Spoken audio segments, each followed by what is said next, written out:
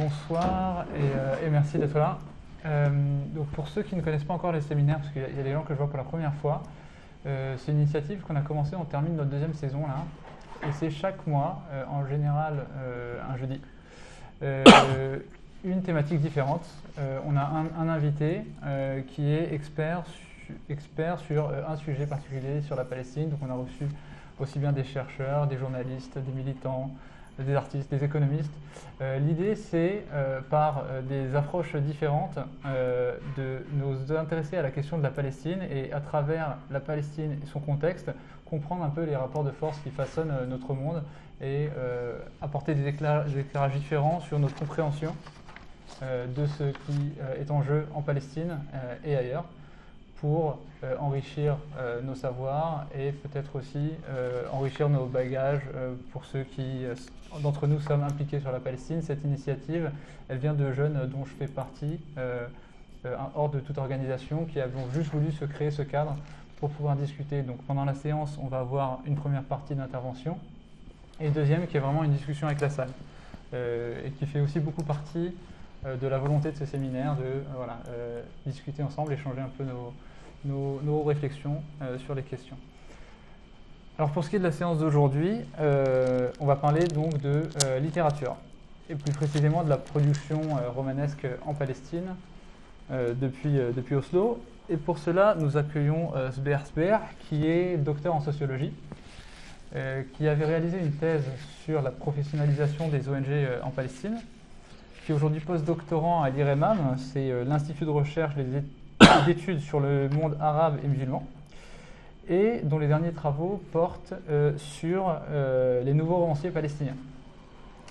C'est ce qu'il va nous présenter aujourd'hui. C'est un travail inédit qui a demandé un très lourd travail de recherche documentaire dû au fait que le champ littéraire et l'industrie littéraire palestinienne est très peu structurée, pour pas dire pas structurée du tout. Le travail qu'a mené Sber a permis de confirmer l'inflation de la production de romans depuis les accords d'Oslo, et lui a permis de mettre en lumière des tendances fortes, dont une dont il va nous parler aujourd'hui, qui est l'apparition de la ville de Ramallah comme décor, mais aussi parfois comme sujet dans la littérature palestinienne. Et on va s'interroger sur qu'est-ce que ça nous dit des conditions dans lesquelles ces romans sont produits, principalement. Voilà. Je vais te laisser la parole donc pour environ 45 minutes. Je me permettrai d'intervenir parfois pour des relances si besoin, et puis ensuite on ouvrira la discussion à la salle. Juste me rappelle quelques minutes avant, en fait, si jamais. Ouais, et puis je te rappellerai le temps. Ouais. Bonsoir, merci Salih. Et merci d'être venu à cette heure-ci. Et ce soir, je vais essayer de parler de cette, comment on l'appelle, écrire un roman en Palestine. Je m'intéresse en particulier en fait à la production littéraire romanesque, surtout à partir de la signature des accords d'Oslo. Pour ceux qui ne connaissent pas, c'est un peu en 93. Et tout le monde dit, il y a un essor dans la production romanesque palestinienne, mais il n'y a aucune étude, je dirais, qui nous donne une certaine vue d'ensemble de cette production, de qui écrit quoi. Et donc on a des études, plein d'études littéraires, soit des études qui s'intéressent à des textes en particulier pour dire l'auteur ici s'est inspiré de tel auteur, ou bien aux grandes figures comme Ghassan Kanafani, Emile Habibi. Donc il y a beaucoup d'études, beaucoup de travaux sur tel auteur et tel auteur. Mais on n'a pas cette vue d'ensemble, il n'y a pas de statistiques. Donc il y a tout à construire. Et je vous épargne en fait des détails, mais ce que je voulais dire ici, ce que j'ai constaté pendant mes recherches pendant 2 ans là-dessus, qu'il y a en fait une nouvelle thématique qui émerge à partir des accords d'Oslo, c'est autour de la ville de Ramallah. Ramallah, si vous savez un peu, c'est la ville symbole de l'autorité palestinienne qui a été établie à partir des années 95, je dirais, c'est donc 2 ans après la signature des accords d'Oslo. Et à Ramallah, on va voir un ensemble d'écrivains qui vont se retrouver à partir des accords d'Oslo. Donc pour parler de cette nouvelle raison littéraire, cette nouvelle condition littéraire qui s'instaure à Ramallah, il faut que je vous donne en fait d'abord il faut que je fasse un petit bref historique sur l'histoire du champ littéraire palestinien, en fait la place, je dirais, de l'exil dans cette littérature, et puis ce que constitue plus ou moins cette émergence de la nouvelle raison littéraire à Ramallah à partir des accords d'Oslo. Et du coup, voilà, lorsque on parle de nouveau romancier, ça veut dire quoi? Nouveau, ça veut dire qu'il y a des gens qui n'ont jamais écrit, qui commencent à écrire, mais aussi des nouvelles thématiques. Et là, c'est la littérature qui va nous dire un peu plus ce qui a été fait et en plus les trajectoires des auteurs. Donc, en tant que sociologue, je m'intéresse bien au texte qu'aux trajectoires, en plus le contexte.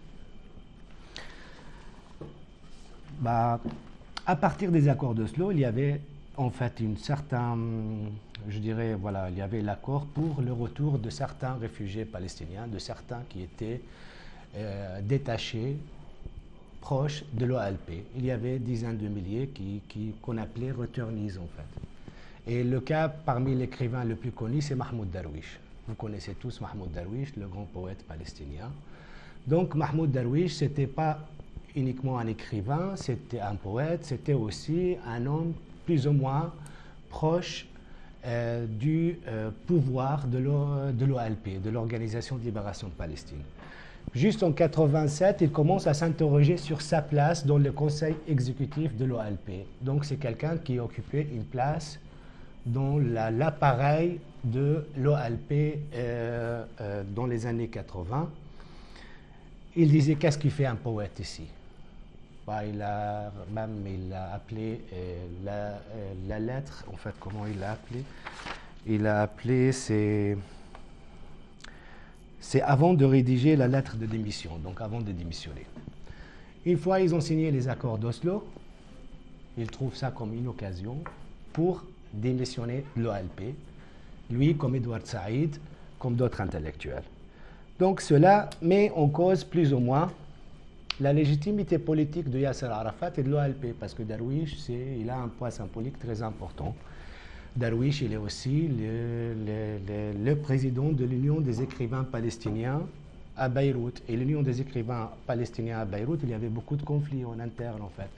Et lorsque je parle de conflits au sein de l'Union des écrivains, on parle des assassinats, donc des gens qui sont morts. Ce n'est pas uniquement l'exclusion, donc l'exclusion physique. Et donc Darwish, il était toujours là pour appuyer plus ou moins le projet politique de Yasser Arafat. Lorsqu'il commence dans les années 80 à demander à Yasser Arafat de construire des ponts avec la gauche israélienne, il y a le caricaturiste Najel Ali qui critique Darwish à cette époque-là. Et puis Najel Ali fut assassiné à Londres, on ne sait pas, voilà, donc il y a plusieurs choses. Mais bref, donc Darwish, c'est quelqu'un qui est proche de l'OLP. Et lorsqu'il démissionne, ça veut dire que c'est quelque chose d'important pour le leadership palestinien qui plus ou moins signe des accords qui portent la fin de sa raison d'être. C'est l'organisation de libération de toute la Palestine, de la Palestine. Donc c'est l'OLP qui signe des accords de paix qui donnent en fait place, théoriquement, à deux États. Donc ce n'est pas la libération de toute la Palestine. Et lorsque les gens qui étaient pour un projet politique de négociation se retirent, donc ça fait vraiment un coup. Le retour de Darwish, donc, il démissionne en disant qu'il est contre et conteste contre les accords d'Oslo. Mais cela ne l'empêche pas de retourner en Palestine dans le cadre de ces accords. Yasser Arafat, à ce moment-là, Darwish il a démissionné de l'OLP, mais essaie quand même de l'avoir dans l'appareil en fait, politique. Il lui propose,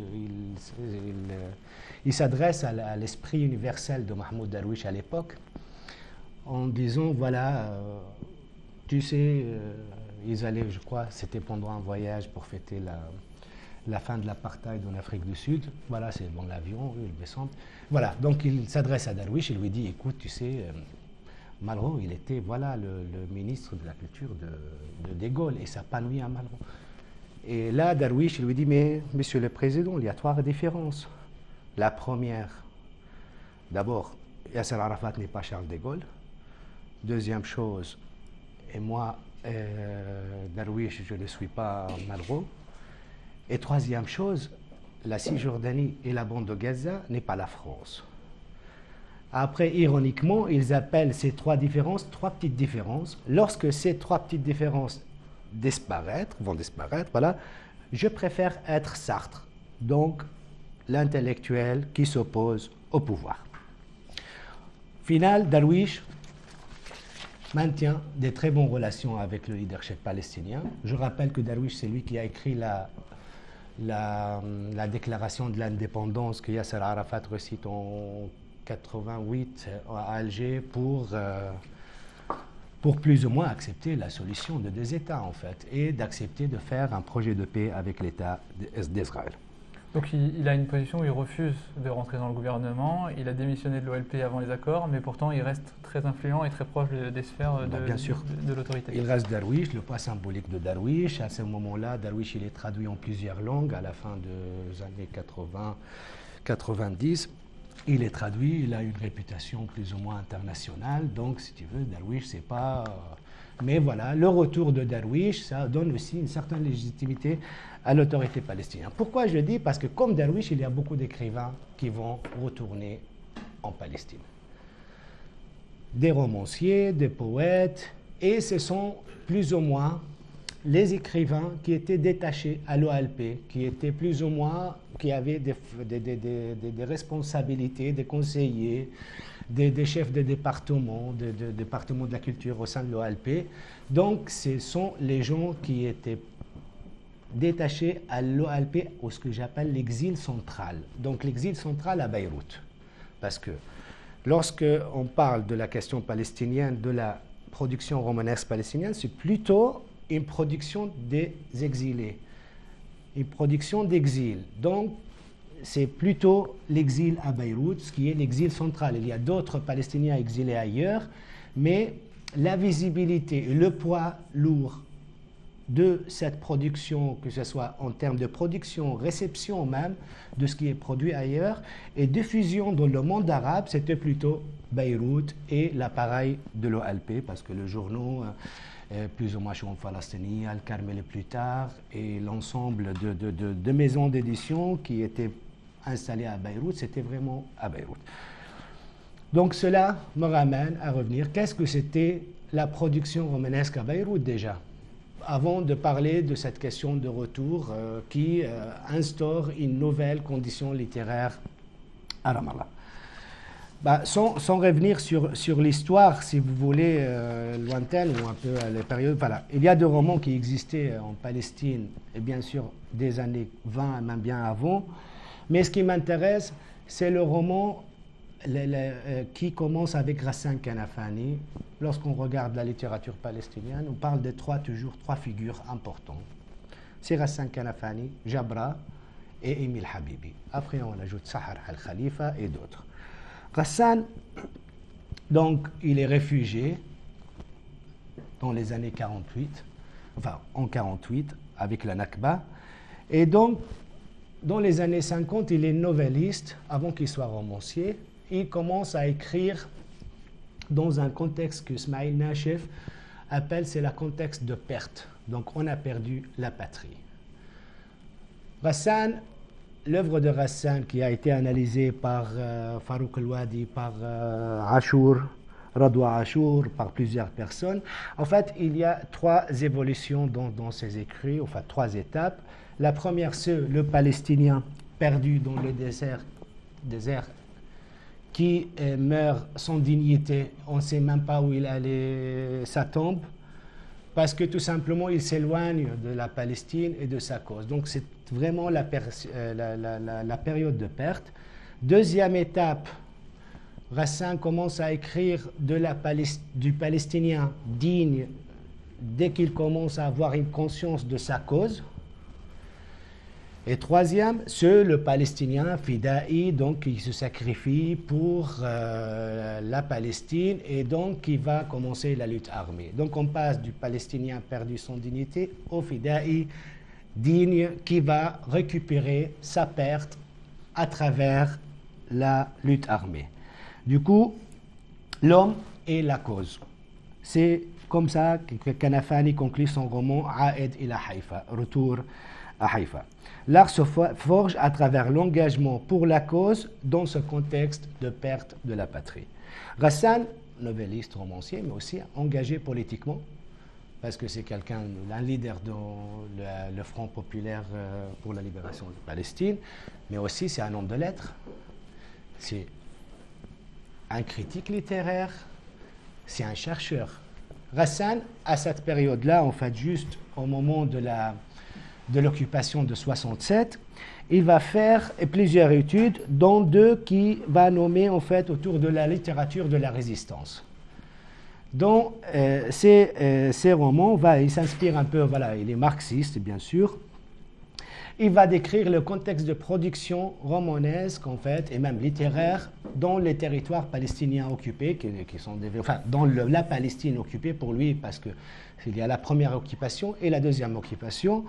Et il va décrire le contexte, il va le qualifier de siège culturel, parce que il y avait soit les écrivains palestiniens, en fait les auteurs palestiniens qui étaient à l'intérieur, soit ils étaient en prison, exilés, pas d'imprimerie. Voilà, il y avait un état de siège culturel. Il dit le mot siège culturel ne suffit pas pour qualifier ce contexte de production.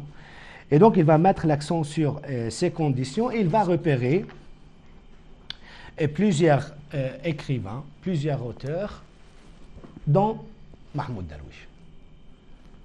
Et Émile Habibi, à certains moments, il fait une note de pas de page, il parle de quelqu'un qui s'appelle Abou Slam. Et Abou Slam, c'était que Émile Habibi, qui n'était pas encore connu à l'époque. Ghassan, donc, il va en même temps étudier la littérature sioniste. Il va voir l'image et la représentation que font les sionistes, en fait, les littéraires sionistes de l'arabe et du palestinien. Et donc, pour lui, la fonctionnalité de la littérature de l'intérieur, c'est de faire face à cette littérature et de présenter une image des Palestiniens qui est autre que l'image présentée dans cette littérature. Ceux que Ghassan qui découvre en fait, seront qualifiés des écrivains de la résistance. Bien sûr, il y a des littéraires qui vont dire que ce ne sont pas des écrivains de la résistance, c'est plutôt des écrivains d'opposition, mais sauf que la vision, la manière dont Ghassan a présenté les choses devient plus ou moins sacrée parce que Ghassan tombe en martyr quelques années plus tard, assassiné, et donc jeune, il avait 34 ou 36, je ne me souviens plus, assassiné à cet âge-là. Ce qu'il a écrit, ça devient plus ou moins une règle indispensable dans le champ littéraire. La littérature doit avoir un lien avec la cause palestinienne. L'art, c'est l'engagement. C'est ça la règle qui définit plus ou moins les limites du champ littéraire, du champ romanesque palestinien. Cela ne veut pas dire que Ghassan sacrifie en fait la dimension esthétique. Au contraire, il était sévère et très critique à l'égard de ce qu'il appelait le braillement révolutionnaire, c'est ça, braillement révolutionnaire, qui sont en fait, qui pour lui en fait, qui sont hostiles non seulement juste à l'art et à la littérature, mais aussi à la cause qu'elle porte. Sauf qu'il était un peu, il a dit voilà, pour les Palestiniens de l'intérieur, pour les écrivains de l'intérieur, je ne peux pas les juger de la même manière que quelqu'un qui profite de toutes les conditions pour produire un texte. Donc pour lui, en fait, il a dit je ne peux pas traiter ce texte avec le froideur de critique, parce qu'ils produisent déjà en arabe dans un contexte de siège culturel, et c'est déjà qu'ils produisent, c'est déjà quelque chose de très important. Donc c'est la réception à Beyrouth, à l'exil, de ce texte qui a défini plus ou moins la rediffusion dans le monde arabe. C'est Ghassan, l'OLP, c'est... Donc c'est là, Émile Habibi, Mahmoud Darwish, s'il n'a pas été découvert par Ghassan, il ne serait pas peut-être dans Mahmoud Darwish qu'on connaît. Et même Mahmoud Darwish lui-même, il le dit à certains moments, il dit voilà, nous sommes restés inconnus jusqu'au jour où Ghassan Kanafani entreprit sa célèbre opération de guérilla, l'annonce de l'existence d'une poésie à l'intérieur de la terre occupée. Le rapport en fut inversé dans la terre occupée et au dehors, et l'excès précédent se changera en excès contraire. Il n'y avait désormais de poésie que dans la terre occupée. Donc, des gens invisibles, ils sont devenus visibles et grâce aux études que fait Ghassan Kanafani. Et donc l'exil est central dans le champ littéraire palestinien. Ghassan, il regrette dans ses études de ne pas avoir pu traiter la production romanesque. En fait, il cite 5 romans dans la première étude et 2 romans dans la seconde, et parce qu'il n'a pas pu consulter ses écrits. Et ça, c'est aussi une difficulté jusqu'à aujourd'hui, c'est la difficulté d'obtenir le texte et d'obtenir le roman. Donc on voit que l'exil joue un rôle important, non seulement dans la réception, distribution, jugement critique, mais surtout aussi dans la définition de la fonctionnalité de la littérature, de ce qui est bon ou de ce qui est mauvais.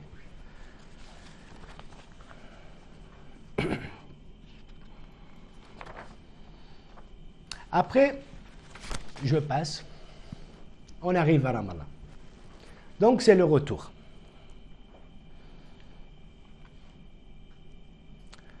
Bien sûr, peut-être à l'époque, certains croyaient qu'il y aura la paix, c'est la belle période, certains pensaient que voilà, c'est la fin d'un conflit, etc. Sauf que chez les intellectuels palestiniens, ce n'était pas perçu de la même manière. Un livre que je crois que personne n'a eu l'occasion de regarder parce que c'est un livre local de quelqu'un qui s'appelle Abdel Sattar Qassem, c'est un professeur à l'université de Najaf. Donc il a répondu à Mahmoud Abbas, au président palestinien actuel qui a fait la route pour Oslo ou d'Oslo. Il a fait en fait un livre qui s'appelle Le chemin de la défaite, Tariq ila al-Hazima. Donc pour les Palestiniens, c'était la défaite. Ismail Nachef qualifie cette période, donc 48, on était dans une période de la perte. La littérature a dit la conscience de la cause nous permet de récupérer le territoire perdu.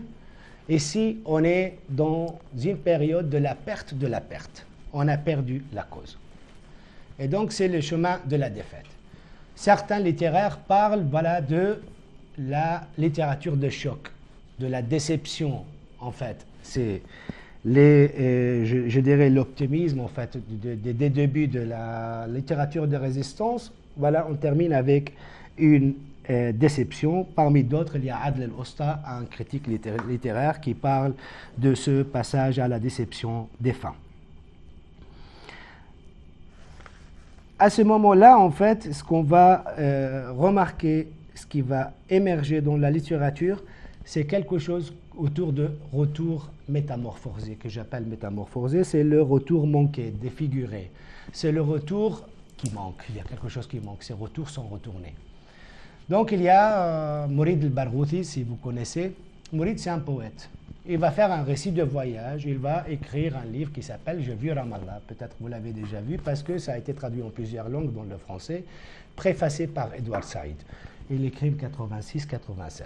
Donc il va décrire ce récit de retour vers la Palestine. C'est parmi d'autres parce qu'il y a aussi Farouk el-Wadi. Farouk el-Wadi, c'est un critique littéraire et un romancier.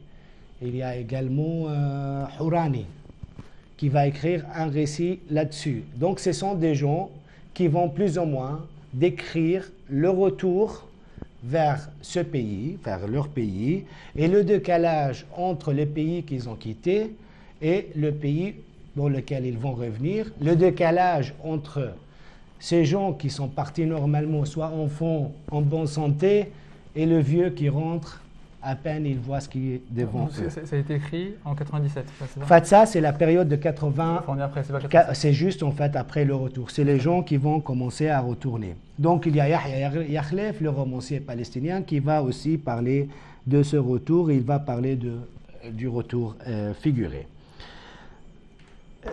Donc, si je commence par El Wadi. Wadi, c'est quelqu'un qui a vécu à Ramallah et qui a été chassé, en fait, qui a fui Ramallah en 67 avec l'occupation de 67. Donc, il était plus ou moins enfant. Il est parti avec son oncle et il est parti pour faire ses études.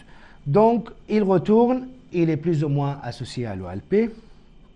Et la première chose qu'il va découvrir, que le soldat palestinien de l'autorité palestinienne, l'officier aux frontières, il travaille au service de l'ennemi en fait, israélien. Donc c'est le plus l'ennemi. Donc il va dire, depuis quand arrive-t-on à Kalandia? À Kalandia, c'est le lieu entre Ramallah et Jérusalem. Sans passer par Jérusalem. Le chauffeur de taxi te répond froidement, sans donner de date, depuis qu'ils ont construit cette route. Et il ajoute amèrement, avec tristesse et déception, « Il y a longtemps que nous empruntons le chemin qu'ils ont tracé pour nous sur les cartes. » Donc c'est à partir de là, il va voir que le pays dans lequel il retourne n'est plus son pays. Ramallah, le décalage entre Ramallah d'avant et Ramallah d'après, c'est ne plus la même chose. Il se précipite en fait pour revenir à la bibliothèque municipale de Ramallah. Il avait juste emprunté un livre la veille de l'occupation de la ville. Il avait soigneusement gardé le livre pendant 30 ans d'exil. Et donc, le lendemain de son arrivée, il va à la bibliothèque pour rendre le livre. Donc, 30 ans plus tard. Mais, lorsqu'il regarde, il voit les rues, ce n'est plus Ramallah qu'il connaissait. Ce n'est plus le Ramallah, en fait, la ville qu'il fréquentait enfant. Mais c'est tout à fait une autre chose. Il va passer en fait par le ministère de la Culture où il y avait un de ses enseignants qui travaille déjà comme conseiller. Ils vont regarder les rues, ils vont découvrir que Ramallah, ce n'est plus Ramallah d'enfance. De la même manière, en fait, va décrire Mourid al-Barghouthi. Mourid, il va, pareil, dire que le pays, ce n'est plus la Palestine, c'est la Palestine occupée. Les rues ne sont plus les mêmes. Tout simplement, il va dire que je suis passé d'un exil à un autre exil. Mourid, en 67, il était déjà en train de faire ses examens pour le diplôme à l'université en Égypte. Il apprend la nouvelle. Donc il a dit, j'ai trouvé un diplôme, mais j'ai pas de mur pour accrocher mon diplôme. Donc lorsqu'il rentre dans le cadre en fait de l'association Ta'awoun Welfare pour être conseiller d'un projet culturel.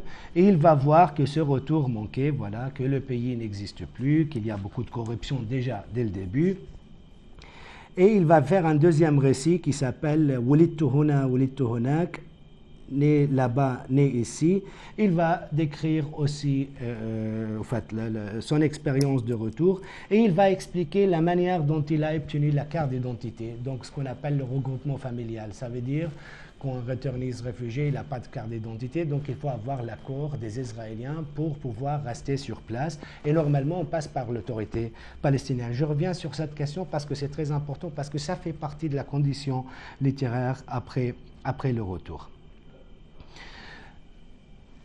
Mourid al-Barghouthi, il décrit son état, il est vieux. Pareil, al-Hourani, il va dire de la même chose. Même à certains moments, il dit, ayant perdu son œil durant la guerre qui a fait de lui un réfugié, et lui, d'une de ses oreilles, durant une autre guerre à laquelle il a survécu dans l'exil, il est devenu celui qui ne voit pas son interlocuteur quand il se met à sa gauche, et ne l'entend pas lorsqu'il se met à sa droite.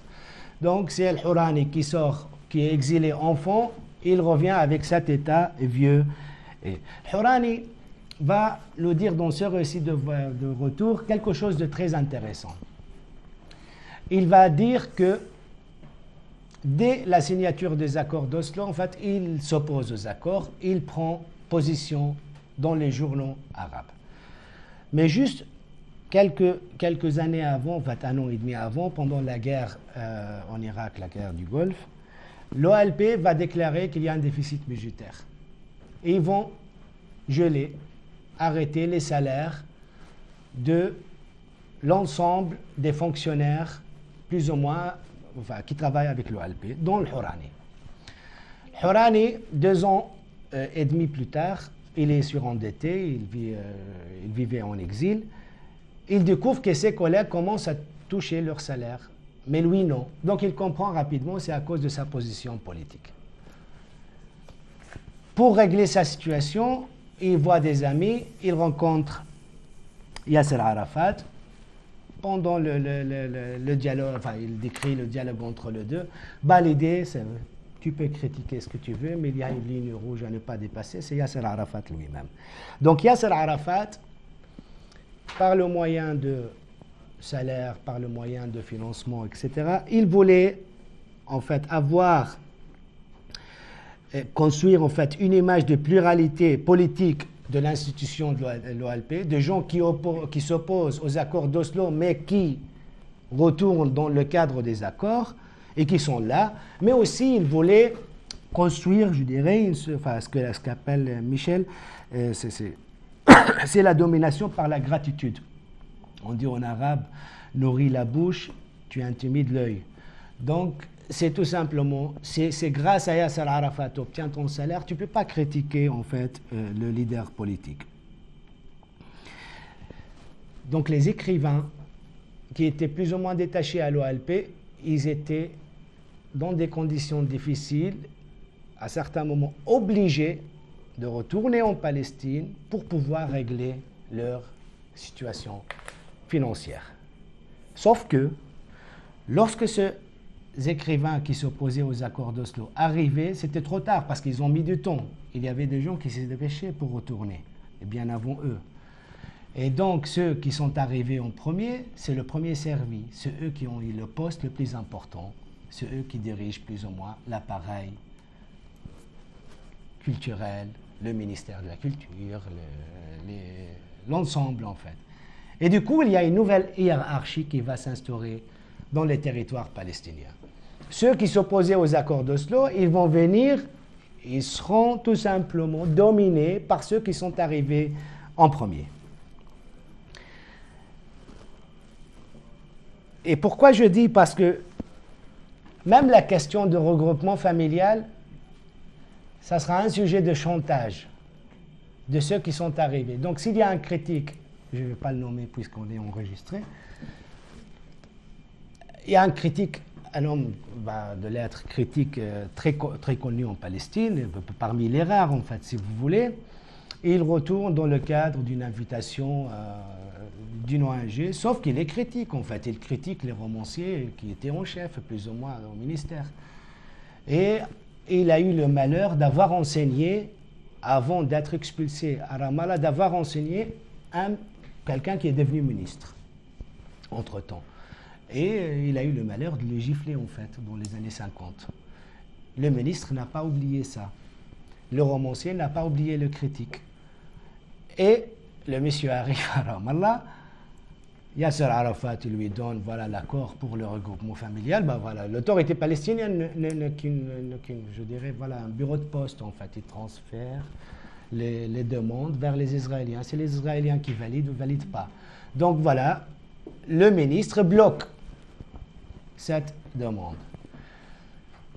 Cet homme de lettres, il vit illégalement 2 ans dans sa ville d'origine, Ramallah. Il écrit d'ailleurs en fait un roman sur Ramallah, mais je ne veux pas en parler, mais c'est juste l'histoire de donner cette condition de vie pendant 2 ans à un homme de lettres qui paye d'une part le prix de ses positions critiques à l'égard de certains romanciers, mais de l'autre aussi, de son expérience et de la nouvelle hiérarchie qui s'instaure dans les territoires palestiniens après Oslo. gêné. Et ce qu'il va faire, il dit voilà, je vais à la source. La source, c'est quoi? C'est Israël, en fait. Il a un de ses cousins lointains qui travaille à la télé israélienne. Il le contacte. J'ai besoin d'un regroupement familial. Pas de souci. Tu fais la demande auprès du ministère palestinien. Tu obtiens juste le numéro et tu m'envoies le numéro. L'autre, il fait une rencontre avec le gouverneur militaire. En fait, c'est le gouverneur de l'administration civile. Et après l'entretien, il lui dit voilà ce numéro. Il l'appelle. C'est bon. Tu as eu ton regroupement familial. Donc, cette question de regroupement familial fait un chantage pour que ça passe chez les Israéliens par l'appareil qui s'est mis en place. Et cette nouvelle hiérarchie sociale apparaît dans la littérature palestinienne. Et là, il y a Maqamat, el-Ushaq, wat-Tujjar. Je vais juste chercher le titre exact de ce roman, en fait. Ouais.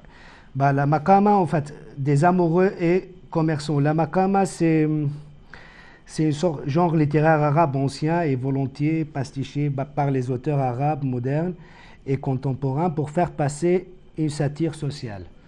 Donc, Maqama, ça, on le dit en français, Maqama des amoureux et commerçants.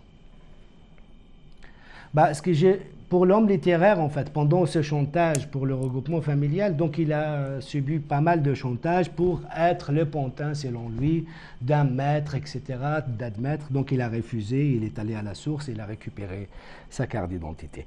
Donc Ahmad Rafiq Awad, c'est en 1997 qu'il va écrire ce Maqama des amoureux et commerçants. Dans ce roman, en fait, il va décrire plus ou moins le récit d'une rencontre où se croisent un ensemble de trajectoires de returnees, d'anciens militants de l'intérieur, d'un professeur à l'université de Birzeit, d'un collaborateur avec l'occupant, d'un écrivain, d'une ancienne militante de gauche. Il nous donne une analyse sociologique de la nouvelle hiérarchie qui s'instaure à Ramallah. Il montre comment le militant qui était dans la première intifada qui pourchassait plus ou moins le collabo, va travailler dans le chantier de ce collabo à Ramallah après les accords d'Oslo. Parce qu'il y a vraiment une transformation du système de valeurs. Les militants qui ont rompu avec leurs valeurs militantes pour s'enrichir, pour être... Donc ça, la littérature nous parle de cette nouvelle thématique, la hiérarchie sociale et la transformation de système de valeurs, je dirais, à partir de la construction de l'autorité palestinienne.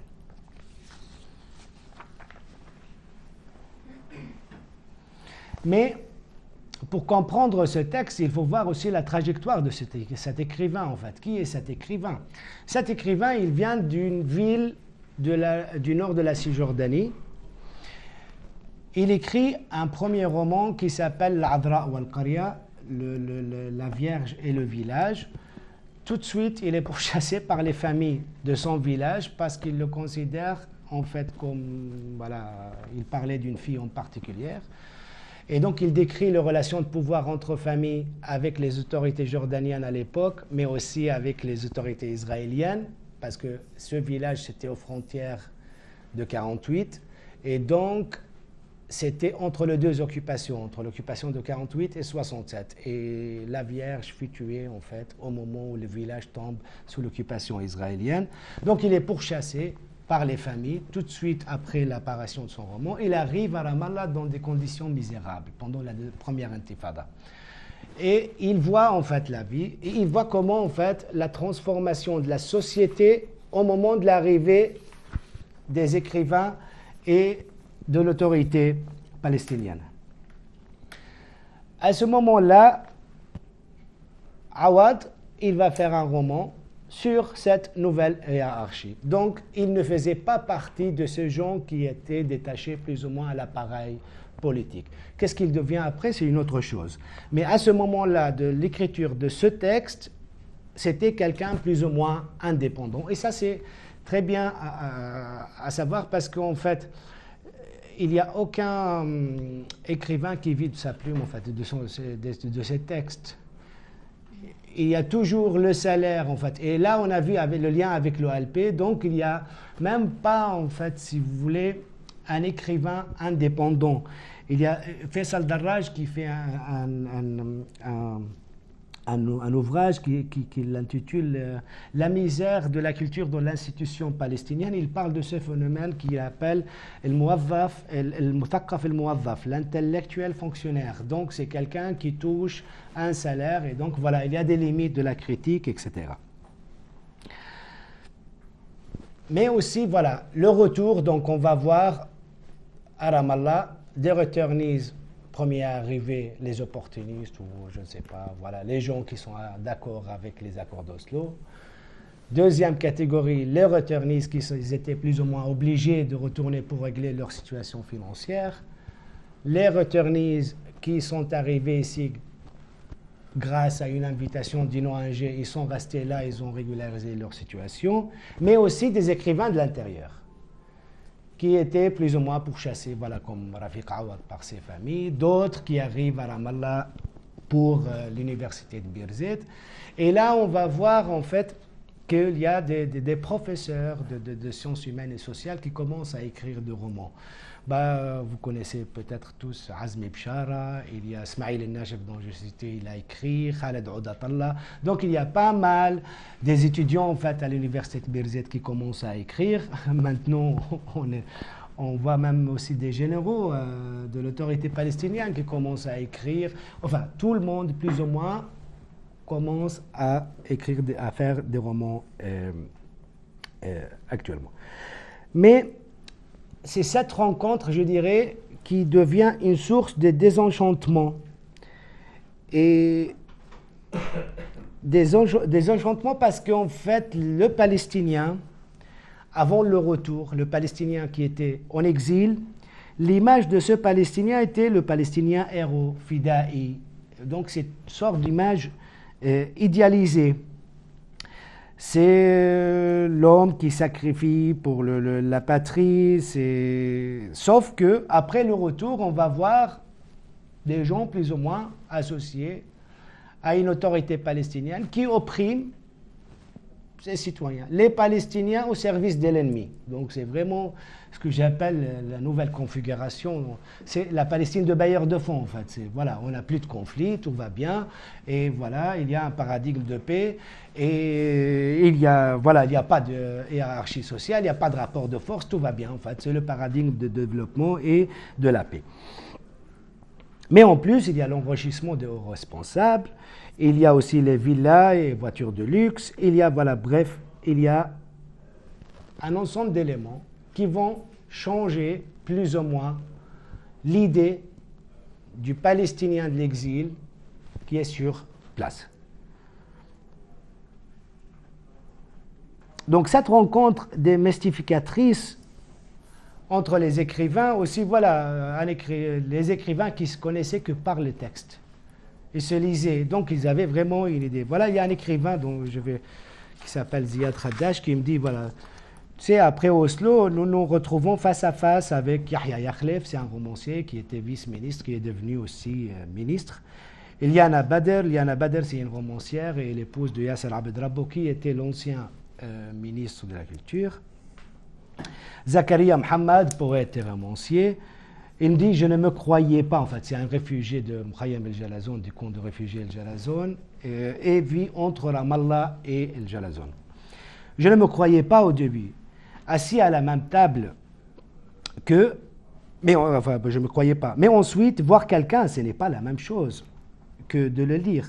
Une fois que tu l'as rencontré, il devient normal. Et son texte aussi, il perd son aura de légende.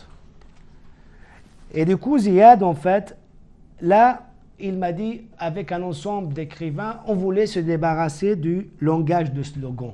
Pour lui, il y a le langage qui domine dans la littérature palestinienne, c'est un langage de slogan autour de la patrie et de l'image du Palestinien héros, sans faute, sans défaut, qui domine dans cette littérature.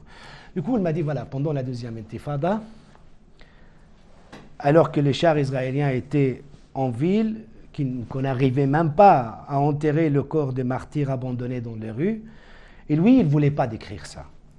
m'a dit, j'ai écrit un texte autour d'un haut responsable, homme de lettres, qui profite de couvre-feu pour se rendre dans son bureau avec sa secrétaire pour y faire l'amour. Et donc, il va décrire la scène qui a été décrite par d'autres, voilà, et le fantasme de ce haut responsable. Pendant la deuxième intifada, alors que les chars sont en ville. Donc, ces désenchantements, je dirais, face à la réalité, émergent en fait au moment où voilà, il y a une tendance universelle chez certains écrivains dans cette nouvelle configuration de la Palestine de bailleurs de fonds. Donc on va voir une certaine distance avec la dimension politique. Ce qu'on peut appeler des politisations, ce qu'on peut appeler des engagements, ce qu'on peut appeler... Voilà, il y a un chercheur qui s'appelle Kfir Cohen qui dit voilà, que le politique était imbriqué dans la littérature avant Oslo, soit une période d'hétéronomie de l'esthétique qui s'inscrivait dans le projet national palestinien. Pour Hassan, par exemple, l'universel était tout à fait le national, le patriotique, il n'y a pas de différence. Pour lui, le Palestin, voilà, l'homme, la souffrance, l'injustice, c'est partout. Ben voilà, c'est plus dense chez les Palestiniens. Donc pour lui, il n'y a aucune contradiction entre l'universel et le patriotique ou le national. Mais sauf à la suite, en fait, de l'intervention des bailleurs de fonds, donc la multiplication des ONG, la multiplication des prix littéraires dans le monde arabe, et aussi la possibilité de pouvoir traduire certains textes. Donc il y avait cette tendance qui émerge, qu'on appelle la tendance universelle, où il y a une certaine autonomie de la littérature à l'égard de l'engagement politique. Donc l'art, ce n'est plus l'engagement. Chez certains, ce n'est pas tout le monde, chez certains. Surtout ceux qui sont insérés dans ce qu'on appelait Kfir, dans le Network of Global Circulation. En fait, ceux qui voulaient vraiment être traduits, être reçus ailleurs. Cette tendance universelle que je citais tout à l'heure, en fait, au début avec Mahmoud Darwish, en fait, apparaît chez Darwish. Et Darwish, comme je dis, le poids symbolique de Darwish est très important. Et du coup, bien qu'il soit poète, il va influencer les romanciers, parce que c'est le langage. Darwish, à ce moment-là, espérait d'avoir une place dans ce que Pascal Casanova appelle la République mondiale de l'être. Donc avoir une place à Paris, avoir une place à New York, avoir une place ailleurs. Il voulait être le poète universel et non pas le poète de résistance. Donc à plusieurs moments, dans plusieurs reprises, il montrait qu'il était un peu gêné de ce qualitatif de poète de la résistance, grâce auquel il est devenu visible. Maintenant, il ne voulait plus avoir ce... Et après, il l'écrit en fait. Il l'écrit en disant, voilà, l'on dira, comme on l'a dit, que j'ai abandonné la poésie de la résistance, et j'avouerai devant le juge aux mines renfrognées que j'ai effectivement abandonné la poésie politique directe sans pour autant me détacher du concept de résistance esthétique au sens large. Bref, donc il le justifie autrement. Et voilà, pour lui, il y avait trois thématiques sur lesquelles il voulait écrire et que la cause lui a empêché, c'est l'amour, la mort et l'inconnu. Donc il y a Adl Osta ici qui parle de ça. Voilà, Darwish, à certains moments, il arrive à écrire 20 lignes sur l'amour. Sauf rapidement, il y a le deuxième intifada qui arrive. Et donc il va écrire de nouveau l'état de siège. Et il va parler que l'occupation, dans cette poésie, que l'occupation s'est imposée dans sa poésie malgré lui. Il va parler de la faille structurelle qui atteindra le poème quand on vit dans une condition d'occupation.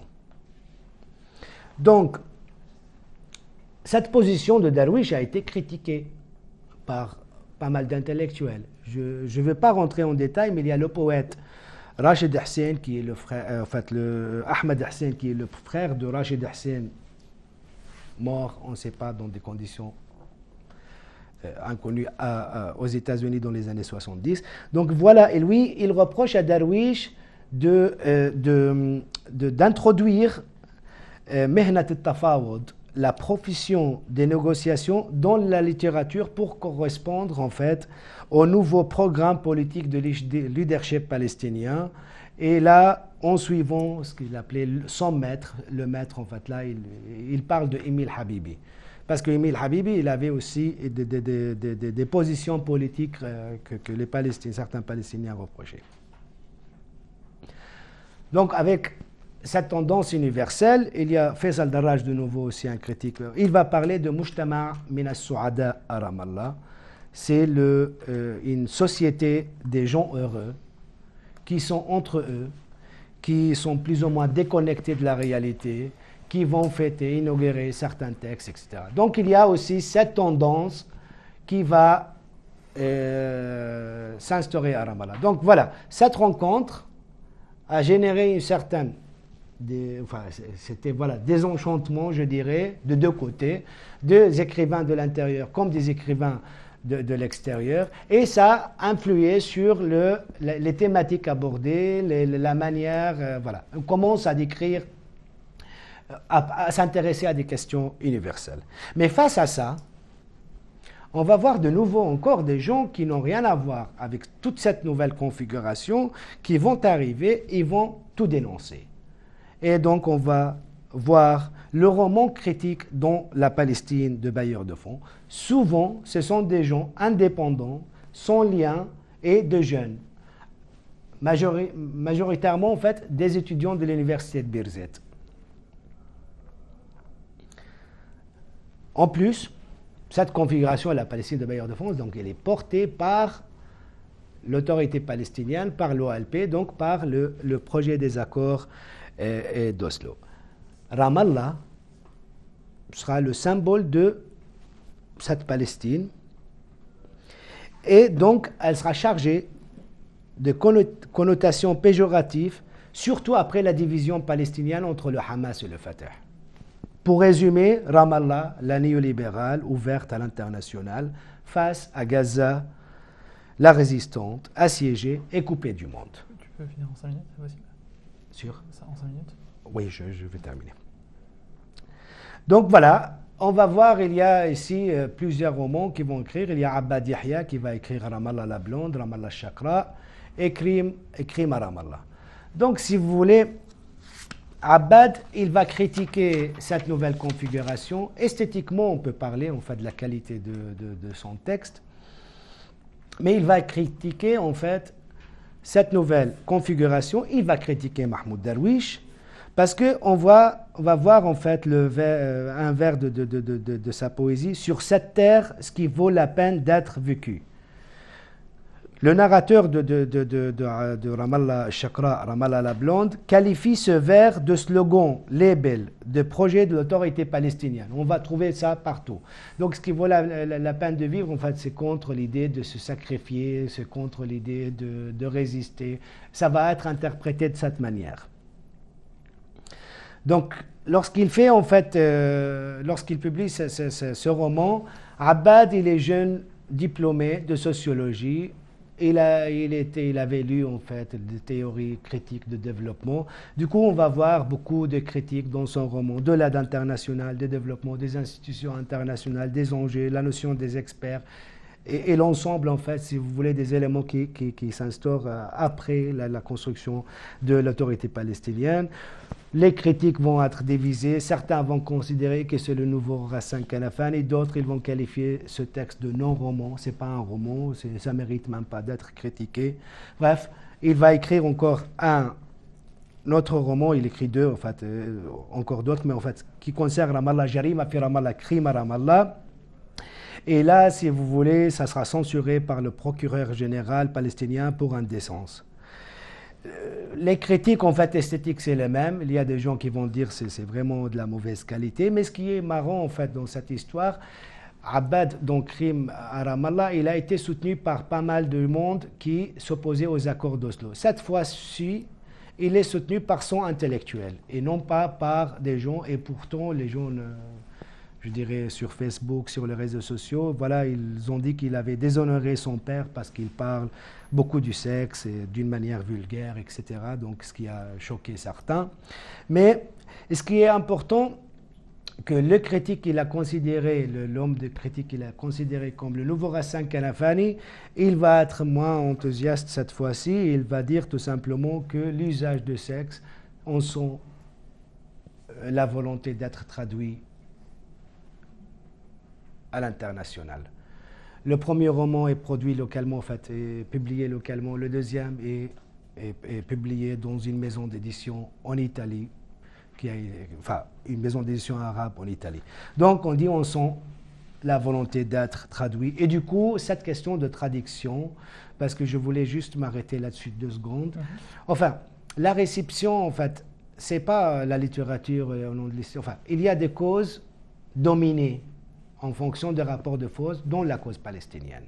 Donc, lorsque la littérature est politisée, ça va être une source, voilà, c'est pas esthétiquement parlant, ça va, parce que l'universel, ce qu'on appelle l'universel, c'est un produit de rapport de force. Et donc, un écrivain palestinien qui voulait être traduit en français, il va écrire ce qu'on a envie d'entendre et non pas ce qu'il a envie d'écrire. Et du coup, il va dépolitiser plus ou moins ses propos pour être bien reçu ailleurs. Donc, il y a beaucoup même Darwish, si vous voulez, qui est devenu très connu en France, jusqu'à écrire sa préface chez Gallimard. Lorsqu'il écrit en fait la préface, il y a en fait une chercheuse qui en parle. Je peux vous citer le texte en fait tout à l'heure, en fait le livre. Il mentionne à peine la Palestine dans sa préface, donc il voulait vraiment être l'universel. Et donc c'est un texte dépolitisé pour être reçu universel. Alors ça ne marche pas, il reste toujours le poète palestinien. C'est un cas particulier, ça ne peut pas être universalisé. Donc il y avait cette volonté d'écrire, d'être reçu à l'étranger. Il y a d'autres qui commencent à écrire aussi à Ramallah, qui font beaucoup moins polémique, parce que l'auteur de Crime à Ramallah, pourquoi aussi les gens étaient moins enthousiastes? Parce qu'entre-temps, il est devenu responsable dans un site internet en fait, de presse géré et fondé, financé par le Qatar, par l'intellectuel palestinien Azmi Bshara. Donc, un statut de précaire, il est devenu un responsable de recherche, je dirais, grâce à la réputation qu'il a pu avoir de son roman. Pour conclure, je dirais, donc il y a ce retour qui a engendré une nouvelle condition littéraire. Donc il y a double tendance opposée dans la littérature palestinienne actuelle. Le roman critique qui met en avant le politique pour critiquer l'ordre social établi de la Palestine de bailleurs de fonds, il s'adresse en premier lieu aux Palestiniens. De l'autre, une littérature dite universelle et dépolitisée s'adresse principalement à un public international au nom d'une esthétique dite autonome. Donc autonome vis-à-vis du politique militant. Cette seconde tendance, cette littérature dite autonome, constitue en effet une rupture avec la fonctionnalité littéraire de l'exil central dont j'ai parlé, c'était à Beyrouth. Et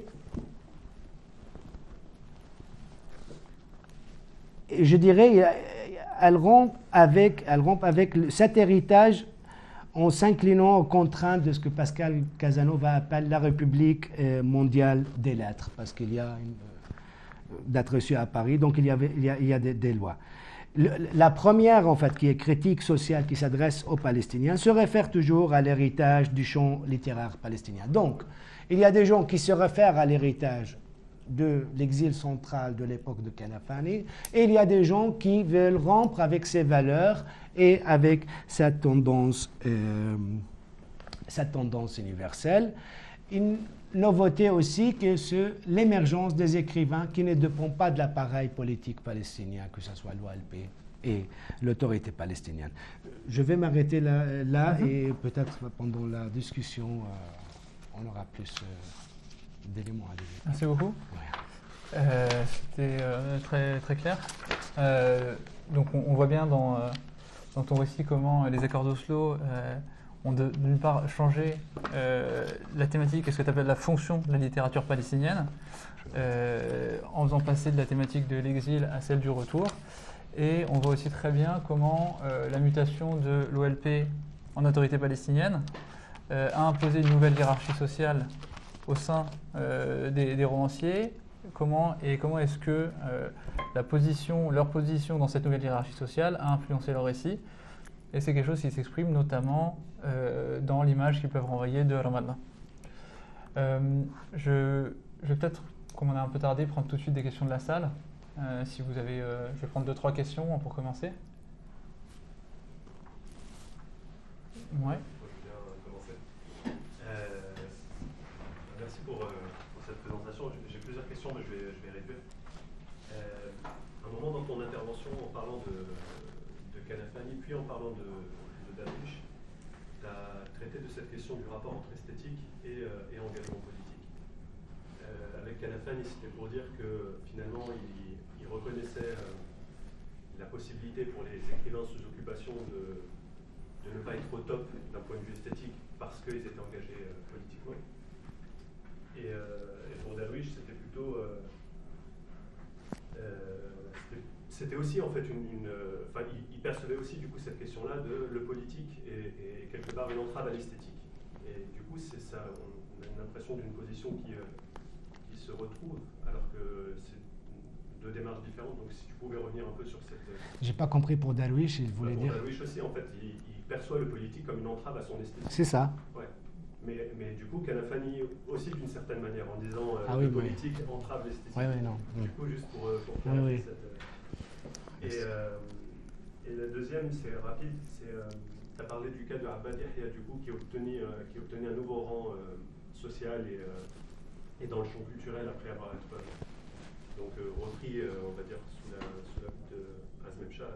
Je voulais savoir si c'était une tendance qui se répétait, c'est-à-dire est-ce qu'il y a d'autres écrivains comme lui et d'autres acteurs du champ culturel qui sont comme ça aidés depuis l'étranger, et donc pas seulement d'ailleurs le Qatar, mais peut-être l'aide occidentale, européenne. Ça change dans leur façon de traiter Ce sont les questions, c'est bon? Ouais, comme ça, c'est juste du coup, pour compléter sur celle-ci, si tu pouvais donner rapidement, tu sais, une idée de à quoi ressemble réellement le marché du roman en Palestine aujourd'hui, c'est-à-dire des librairies, des maisons d'édition, il y a des prix, est-ce qu'on a des prix palestiniens, arabes, internationaux? Voilà. En fait, si tu veux, il y a beaucoup de questions. Donc l'esthétique et je dirais le politique. Ghassan ne parlait pas du politique au sens de Darwish. Il parlait des conditions politiques dans lesquelles se trouvaient les... Donc c'est un marxiste. Il parlait des conditions de production assiégées culturellement. Donc pour lui, la seule fonction de l'art, c'est l'engagement. En fait, l'art ne peut pas être que autre chose, que l'engagement.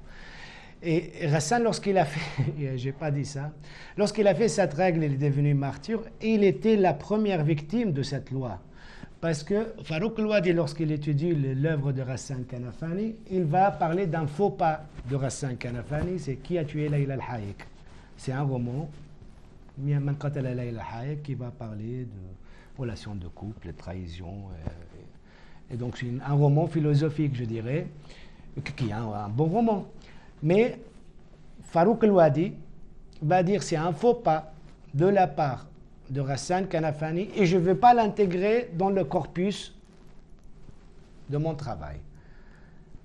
Encore, le comité de commémoration de Ghassan Kanafani après son assassinat se rencontre à Beyrouth pour publier l'œuvre de Ghassan Kanafani. Ils vont exclure Man qatala Layla al-Hayek, qui a tué Layla al-Hayek, de l'œuvre romanesque.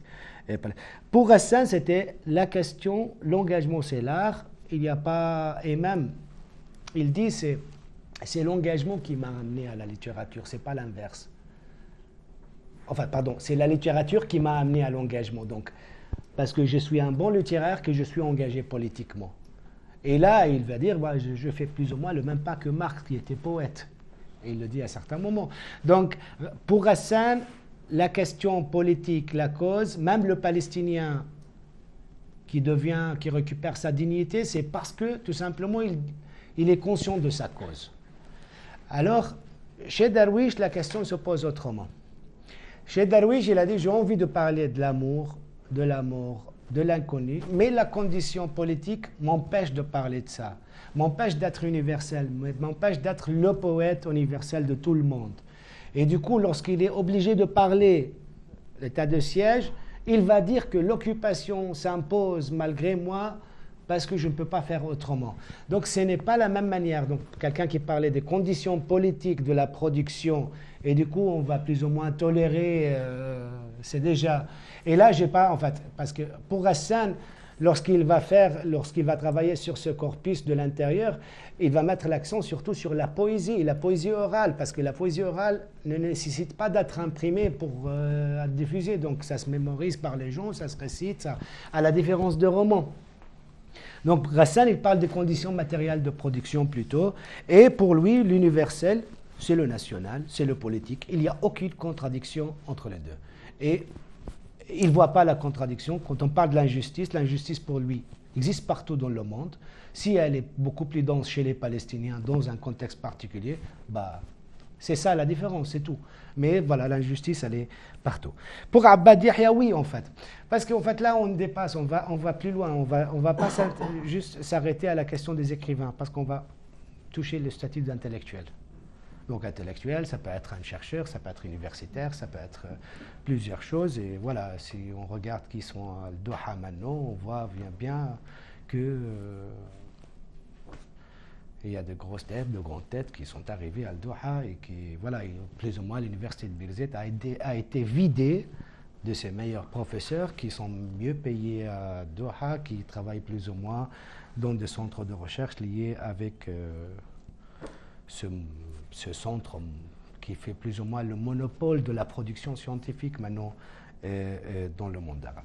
Pour revenir en fait, et pour dire, voilà, pour la question de l'indépendance, parce que je l'ai dit, enfin, à plusieurs moments, je dis, je ne sais pas pour après, la question en fait, que lorsque l'écrivain commence indépendant, cela ne veut pas dire qu'il reste indépendant. Parce qu'il est indépendant de l'autorité palestinienne, mais lorsqu'il s'insère dans la République mondiale de l'être, où il veut s'insérer dans... Il y a d'autres contraintes. On a parlé des contraintes de l'universel de politiser, on a parlé d'autres... Donc voilà, quand on est associé à un centre voilà, d'études financé par un pays arabe, il y a aussi d'autres choses. Donc cette indépendance, elle est toujours en cause en fonction de, je dirais, de l'évolution de la trajectoire de l'écrivain. Pour le marché de romans en Palestine, c'est un peu compliqué, enfin, parce qu'il n'y a pas le droit de l'auteur en Palestine, il n'y a pas de copyright. Et les maisons d'édition, j'ai parlé de cet homme de lettres qui est revenu en Palestine, qui a géré plus ou moins, après voilà, qui a subi le chantage pour le regroupement familial. Il était responsable d'un centre une ONG financée par un pays... de critique littéraire. Oui, un pays en Europe pendant 15 ans. Donc ils ont produit presque 200 livres, entre 150 romans, 50 livres de critique, etc. Donc il y a vraiment la bonne production. On a tout perdu parce que l'ONG a fermé. Donc ce qui est particulier dans le cas palestinien, il y a beaucoup de maisons d'édition qui ferment. Et les maisons d'édition, c'est quand même, parce qu'il n'y a pas de travail d'édition plutôt, c'est une imprimerie en fait, c'est plutôt on imprime. Et les maisons d'édition, c'est plutôt en Jordanie maintenant ou Beyrouth, au Caire. Un jeune écrivain qui a 22 ans, il a écrit 2 textes sur Ramallah. Le premier texte, il n'a pas été diffusé puisqu'il a été écrit, il a été imprimé à Naplouse. Donc s'il est imprimé à Naplouse, ceux de Ramallah ne peuvent pas lire parce qu'il n'y a pas de diffusion. Donc on parle de 40 minutes en voiture, il n'y a pas de circulation. Et du coup, il a fait de son mieux pour publier à Beyrouth, pour qu'il soit diffusé.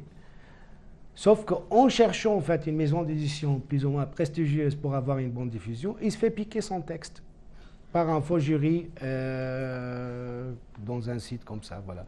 Il envoie son texte pour avoir un prix. 2 ans plus tard, il découvre son texte publié en Égypte avec un autre nom.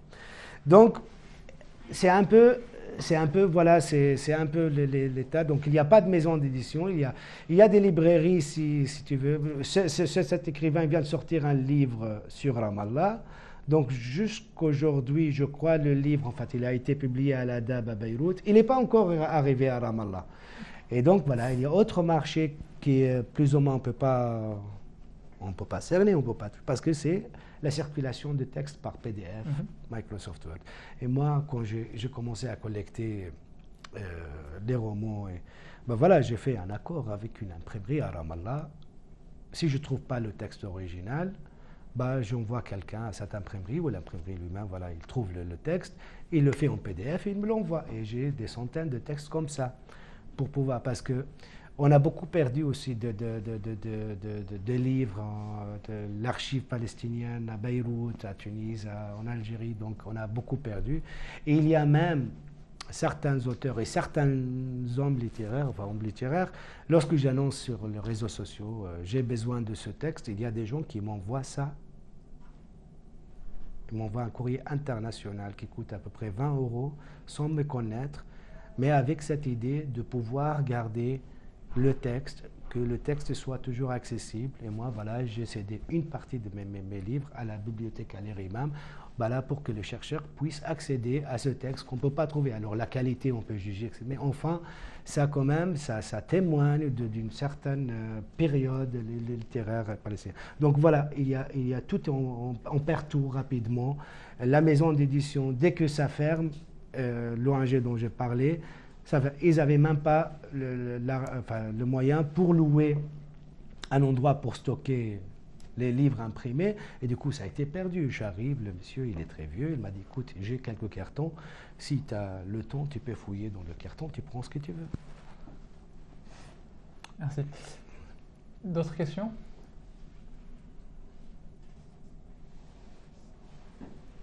C'était très clair.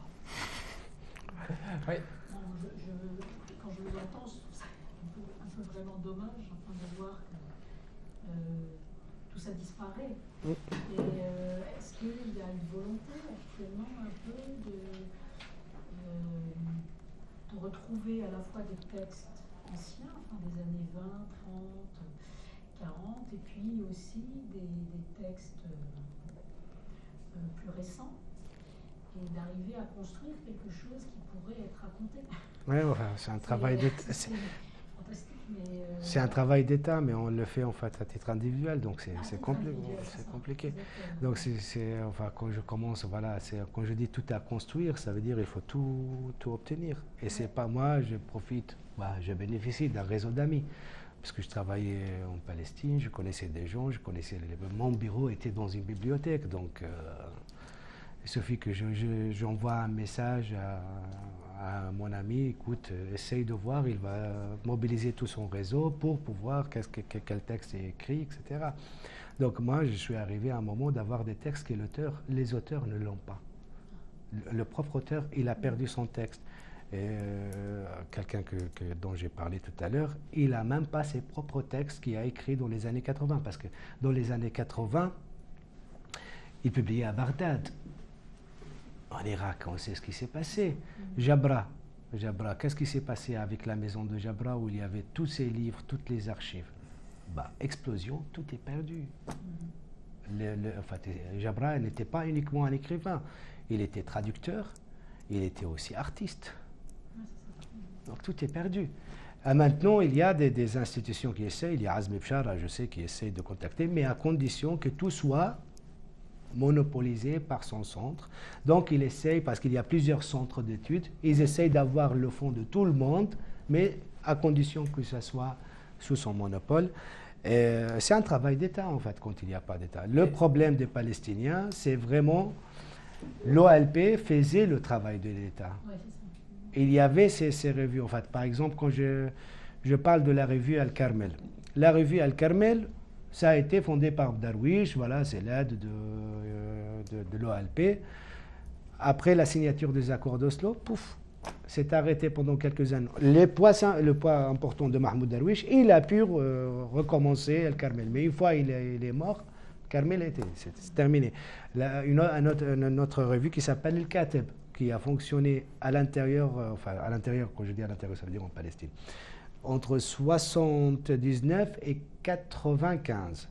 Les dernières 3 années, c'était vraiment des bénévoles qui essayent de tenir la revue parce que le financement de l'OLP s'est arrêté, parce qu'il y a le ministère de l'Intérieur et de la Culture qui va prendre la place. Sauf que le ministère de la Culture n'a rien fait.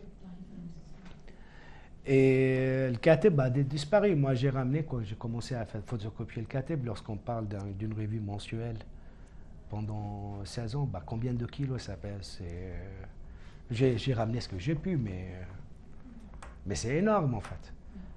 Et on a beaucoup de pertes, même malheureusement en fait. Je contacte un auteur, il me dit voilà, ce texte a été publié par le ministère de la Culture. C'est un texte, personne ne va le lire, c'est un texte critique, donc il y a très peu. Et apparemment, ils ont tiré 500 exemplaires. Je vais au ministère, personne ne trouve le texte, on ne sait pas dans quel coin ils l'ont mis. Et en fait, est-ce que vous pouvez, parce qu'avec ce que vous avez fait quand même, qui est assez extraordinaire, parce que vous faites un lien historique, vous pouvez l'enseigner du coup en Cisjordanie ou enseigner ce que vous avez découvert, ce que vous nous racontez? Le plus important, c'est écrire. Et le plus important, c'est publier. Donc, publier en arabe. Parce que, ce type de texte, oui, c'est le plus important, c'est publier en arabe et de pouvoir circuler ça en arabe. Donc l'objectif est toujours, après, publier en arabe, ça dépend où, ça dépend comment. Parce que j'ai une étude inédite sur la culture, sur le champ culturel palestinien, j'ai mis 2 ans et voilà, il est toujours dans les tiroirs, parce que je n'ai pas réussi à publier, parce que ça dérange beaucoup de monde. Parce que lorsque ça dérange, on essaie de tout faire pour que ça soit publié, mais ou voilà, il faut trouver un fou pour publier, il va fermer après. Ce qui est le cas. Déjà, merci pour ton intervention. Moi, j'ai 2 petites questions. Est-ce qu'il y a une littérature des romanciers, des romancières portée par les groupes de résistance en Palestine? Actuellement, je m'entends. Et la deuxième question, j'ai pas reconnu beaucoup de noms féminins d'écrivaines. Je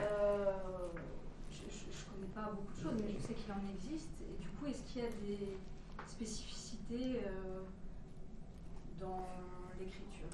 Si, il y a, je recommence par le deuxième, mais moi j'ai cité la moitié de ce que j'ai, mais je citais les figures qui ont fait polémique. Par exemple, sur Ramallah, il y a Inas Abdallah qui a écrit, mais qui n'a pas suscité de polémique. Pourquoi?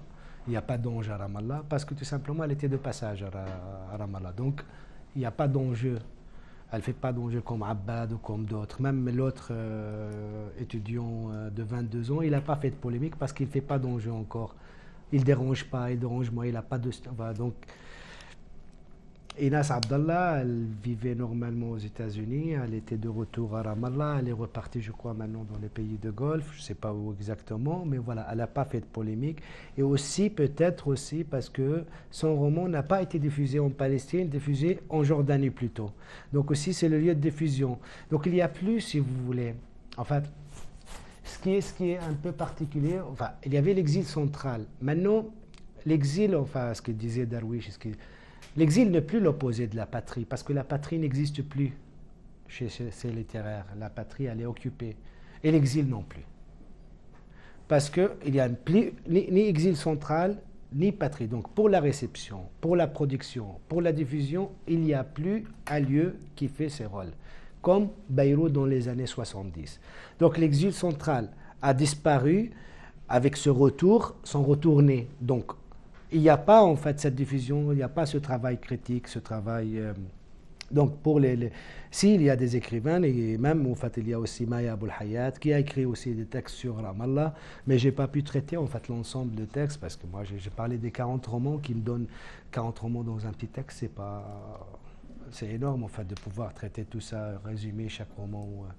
Donc il y a ça. Alors pour le groupe de résistance, mais c'est ça tout l'enjeu. Parce qu'avant, il y avait l'OLP, il y avait des structures, il y avait des organisations politiques importantes avec des financements. Maintenant, ils n'arrivent même pas à payer leurs militants. Ils n'ont pas de fonds. Il y a des groupes de bénévoles qui essayent de temps en temps, je cite par exemple le cas de Bassel El-Araj. Bassel El-Araj, c'est un intellectuel qui a été assassiné il y a 2 ans, 3 ans à Ramallah. Donc ce qu'on a fait, il y avait un groupe qui s'est mobilisé, mais c'est juste de l'aide en fait, entre amis. Et ils ont publié un livre à partir de ses écrits qu'il avait publiés sur Facebook, sur le Internet. Et ils ont fait un livre. Alors ce n'est pas l'ensemble de ce qu'il a écrit, mais ils ont quand même essayé de faire quelque chose pour publier le texte écrit par ce martyr. Mais le plus important, en fait, c'est l'appareil de l'autorité palestinienne et en plus les ONG. Mais lorsqu'on parle, on rentre dans un autre sujet, lorsqu'on parle de questions d'ONG culturelles, parce qu'en parlant de prix, tout à l'heure aussi, il y a le prix de Al-Qattan, donc c'est une fondation. Et là, si vous voulez, si on rentre en détail, on ne va pas terminer, je veux peut-être... mais je vais vous raconter une histoire. En fait, comment il y a la maison de la poésie qui a été ouverte à Ramallah. Donc, il y a Yasser Abed Rabbo, c'était le ministre de l'époque. Il avait 2 vice-ministres. En fait, le ministère, ils avaient 2, enfin, pour voir comment, en fait, lorsqu'on commence.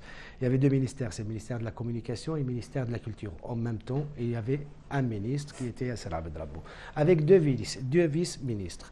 Donc, il y avait Yahya Yakhlef, un romancier, et le Moutawakkil Taha, un poète, qui étaient les 2 vice-ministres.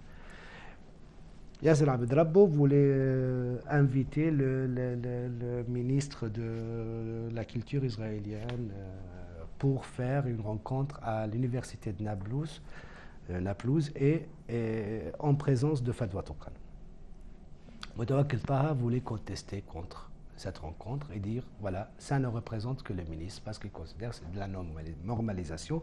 Il va faire une annonce dans le journal avec son nom et il paye en disant cette rencontre ne représente pas le ministère, mais représente uniquement le ministre. On est en quelle année là?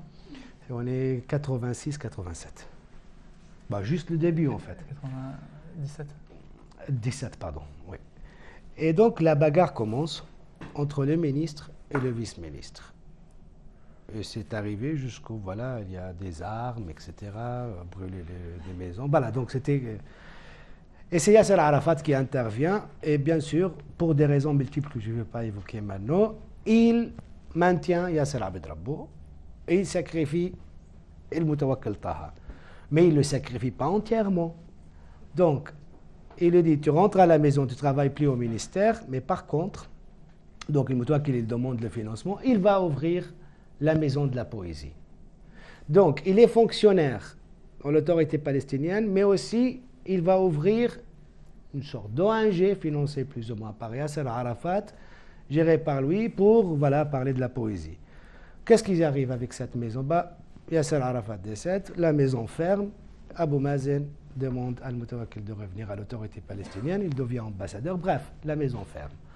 Donc la durée de cette ONG, de c'est court, ça se termine, et voilà, comme avec le bailleur de fonds lorsqu'ils arrêtent le financement, c'est la même chose. Donc c'est pourquoi j'ai parlé de cette histoire, pour répondre à quoi? Voilà, à la question de groupe de résistance. Non, le financement, ils sont clairs en fait. Soit les bailleurs de fonds, soit l'autorité palestinienne, le bureau de président, et voilà.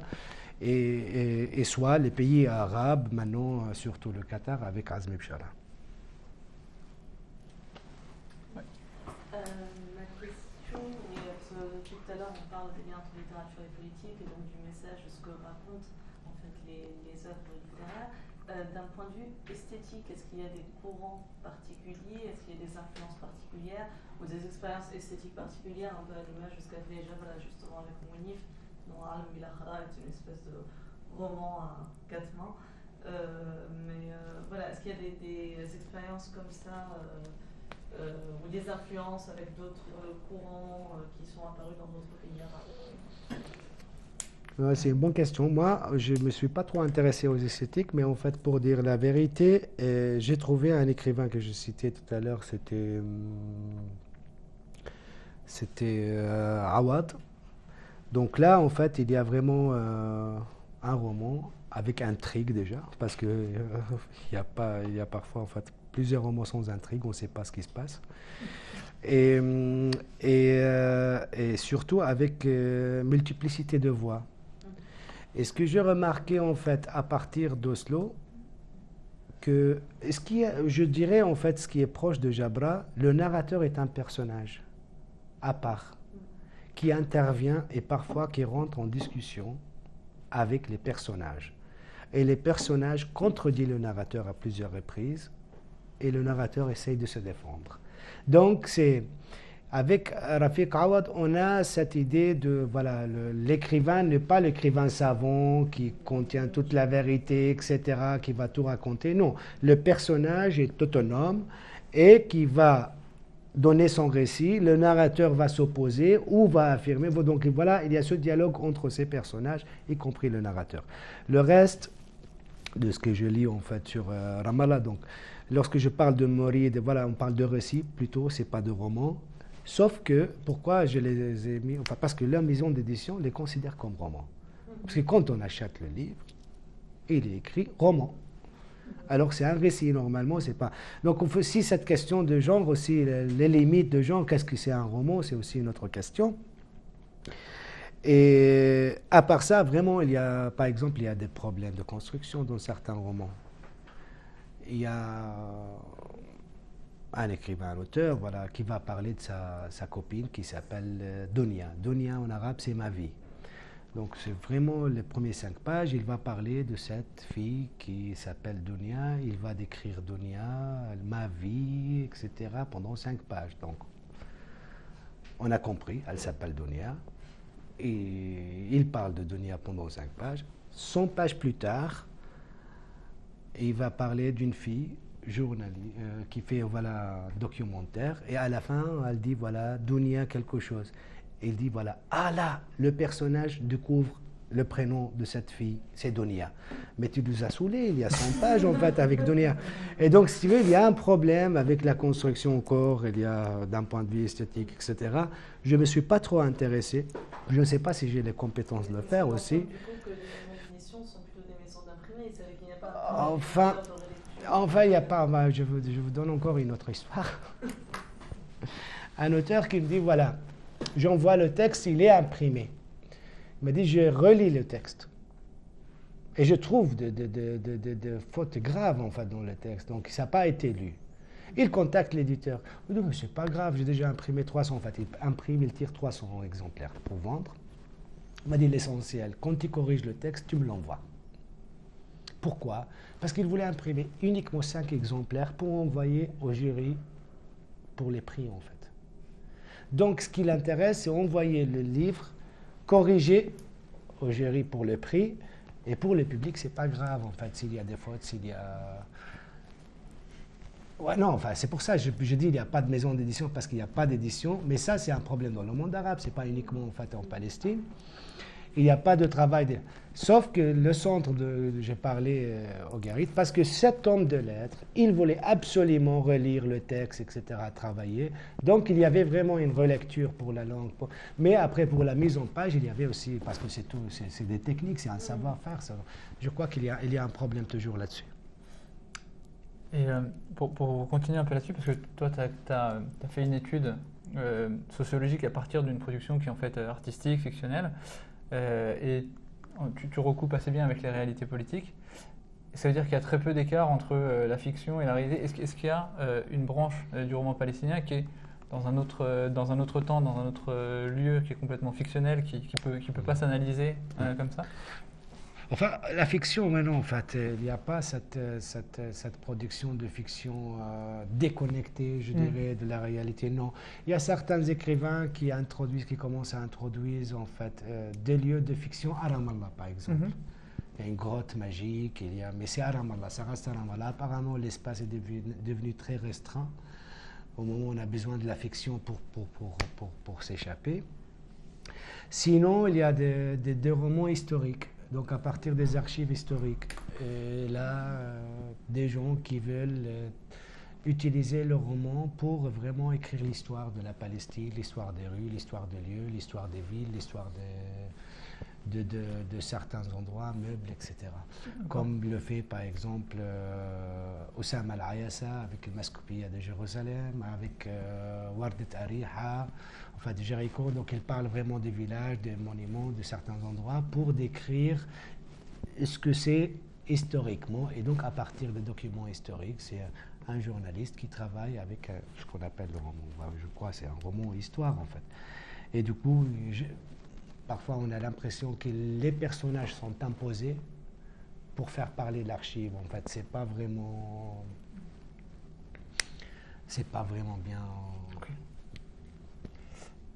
Est-ce qu'on a d'autres questions? Je ne sais pas si on a le temps de prendre les... On peut, La première, c'est concernant le public, du coup, est-ce que tu as pu te rendre compte, voir, est-ce qu'il y a des lieux de discussion d'œuvres littéraires, est-ce qu'il y a un public identifiable? Et du coup, est-ce qu'on a une idée de qui est ce public et de ce qu'il pense de cette production littéraire et quelle est la réception finalement de ces œuvres? Et l'autre, c'était comme ça par curiosité, est-ce que tu peux nous dire quelques mots sur une production littéraire à partir des prisons, de la part de prisonniers palestiniens? En fait, pour le public, c'est difficile à répondre parce que je n'ai pas travaillé là-dessus, mais en fait, il y a très peu de discussions, même il n'y a pas de critique. Donc, quand je parle d'hommes de lettres, on parle de 2-3 personnes. Sinon, en fait, c'est travail journalistique. Lorsqu'on lit, en fait, la critique, par exemple, dans les journaux, à part 2-3, c'est vraiment le résumé du roman, en fait. Le roman a fait un tel, donc il n'y a pas de critique. Les discussions, c'est Facebook. Réseau social, ça joue c'est un rôle très important. Et du coup, une discussion de qualité? En fait, ça dépend qui. Ça dépend qui est l'écrivain. Donc voilà, il y a Adl El-Osta, Walid Abou Bakr, ce sont les deux grands critiques en Palestine. Mais le reste, en fait, ce qui m'a étonné un peu, les écrivains ne se lisent pas, en fait, entre eux. Non, ils ne se lisent pas. Et le public qui est là dans les festivités, voilà, quand ils sont là et ils veulent la signature, ils ne lisent pas même. Donc ils sont là pour les photos. Il y a un problème. Après, tu ne sais pas qui lit vraiment. Il faut vraiment faire une enquête là-dessus. Mais moi, j'ai été à plusieurs reprises étonné du fait que certains écrivains n'ont pas lu les produits des autres. Et surtout, en fait, certains qui n'ont pas lu les grandes figures palestiniennes. Ghassan Kanafani, certaines œuvres de Ghassan. Jabra, par exemple, personne. Enfin, si tu veux, il y a un problème là-dessus. Et peut-être aussi, ils lisent sans le dire. Parce que ça, c'est important, parce que ils veulent être distingués à certains moments, je dirais. Ils disent qu'ils lisent uniquement la bonne littérature, donc la littérature mondiale ou la littérature déjà reconnue pour des gens qui sont morts, etc. Mais pas pour leurs collègues contemporains. Et voilà, donc le public, c'est vraiment ça. Il faut faire une enquête, et une enquête de plusieurs années avec plusieurs personnes, parce que il faut une institution là-dessus pour faire. Et pour la production de prison, oui, il y a une littérature importante, en fait, de ce qu'on peut appeler Adab al-Sujoun. Il y a Abou Dakka, il y a plusieurs, mais moi, j'ai pas encore, j'ai pas travaillé là-dessus, mais il y en a, en fait. Il y a des romans aussi? Oui, il y a des romans. Il y a des romans. Il y a des romans, il y a des romans surtout des anciens prisonniers, Aïcha Aouda, Abou Dakka, voilà. Donc il y a plusieurs, soit anciens prisonniers, soit prisonniers toujours, en fait, qui écrivent des romans.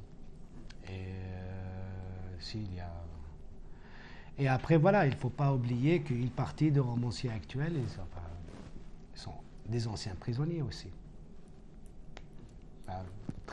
C'est rare de trouver quelqu'un qui n'a pas fait la prison en Palestine. Une dernière question. Sur la question de la langue, on parle beaucoup des écrivains de Palestine qui sont à la Ramallah, etc. Mais les Palestiniens de 48, Est-ce qu'ils écrivent en arabe? Est-ce qu'il y en a qui font le choix d'écrire en hébreu? Comment c'est perçu? Il y a des Indes qui écrivent en hébreu, même 10 romans, je crois, il y a très peu. Mais le reste, c'est en arabe. Il y a Saadia Arsous qui travaille sur les écrivains qui écrivent en hébreu. Bah, il y a une partie qui sont partis déjà, et ils ont arrêté d'écrire en hébreu, comme Anton Chammas, donc il y a très peu, en fait, il y a une minorité qui écrivent en hébreu, parce qu'il y a des gens qui refusent, et d'autres que... Mais la majorité, c'est en arabe. Et après, il ne faut pas oublier qu'il y a des gens qui écrivent directement en anglais ou en français. Par exemple, Cappuccino à Ramallah, qui a été traduit en français, je crois que ça a été écrit directement en anglais. Et donc, qui a été traduit en arabe après, en fait. Et donc, il y a aussi... je ne me suis pas intéressé à cette littérature qui est écrite dans une langue étrangère. Je me suis intéressé uniquement à la littérature qui a été écrite en langue arabe. Donc, la majorité, je dirais, en arabe. Mais ce qu'on voit, en fait, par exemple, depuis la France, etc., sur la littérature palestinienne, ne donne pas, en fait, une idée sur l'ensemble de ce qui est écrit, parce que ce qui est traduit, c'est vraiment très peu. Mais là, on revient sur la question de la réception. La majorité même, la totalité, de ce qui a été écrit en hébreu, en fait, par des Palestiniens, a été traduit en français. Parce que là, en fait, on parle, voilà, donc c'est une culture, voilà, donc on revient sur la question, les conditions de réception, le rapport de force, etc. Et voilà comment percevoir une minorité qui écrit à travers, à la différence de ceux qui écrivent en arabe, par exemple, Ahmed Rafiq Awad, que je citais tout à l'heure, dont je parlais avec, c'est lui qui a écrit le village, l'Adra ou al-Qaria, la Vierge et le village, et après Maqamat Donc lui, par exemple, il y a certains critiques qui considèrent le premier roman comme le meilleur roman arabe, alors qui a été réimprimé dans certains cas. Ça n'a jamais été traduit. Et donc, si tu veux, c'est pas la question de la qualité qui joue là-dessus. Donc, il y a d'autres chaînes, d'autres types d'analyses pour la traduction. Simplement, est-ce que vous avez une liste de toutes ces personnes qui ont écrit J'ai pas encore tout terminé. Mais en fait, pour vous donner une idée, quand j'ai commencé, j'avais l'impression que j'ai affaire à 60 romans. Je suis arrivé à 300 ou plus, et au moins 400 livres critiques. Donc, lorsque je commençais, voilà, j'avais une idée, voilà, il y a 60 romans à voir, rien que cet article sur la Mara, il y a au moins 40 romans. Donc, je suis arrivé, je dirais, j'ai collecté, c'est ça en fait, au moins 300 romans. Donc, il faut vraiment, il y a aussi quelque chose, pourquoi en fait je me méfie de dire des chiffres, de donner des chiffres exacts. Parce puisqu'il n'y a pas de droit d'auteur, il y a donc des gens qui réimpriment des textes. Par exemple, il y a un texte qui a été publié en 60 ou 70 à Beyrouth, ou une imprimerie à Ramallah va décider de réimprimer le texte. Ils font aucune mention de la version originale. Donc, ça sera 2008. Si on va regarder vite fait, voilà, c'est 2008, on va donner un chiffre qui n'a aucun sens. Mais il faut faire en fait une recherche, chaque fois on a un texte, etc.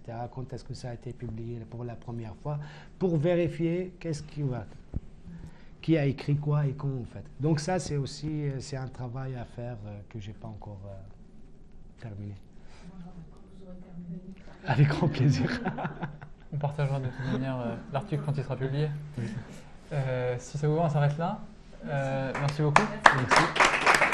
Merci beaucoup. Pour nous, donc c'était la dernière là, de la saison. On reprend en septembre. Soit vous nous suivez sur Facebook. On publiera cette vidéo et les informations relatives à ce qu'a dit SPR une fois que l'article sur lequel il travaille sera publié, donc plutôt fin d'année. En attendant, pour avoir les nouvelles et les nouvelles de la rentrée de septembre, c'est Facebook Apprendre la Palestine. Ou bien, je vous invite à nous laisser votre adresse mail pour être mis dans la boucle également. Voilà, merci beaucoup. Merci.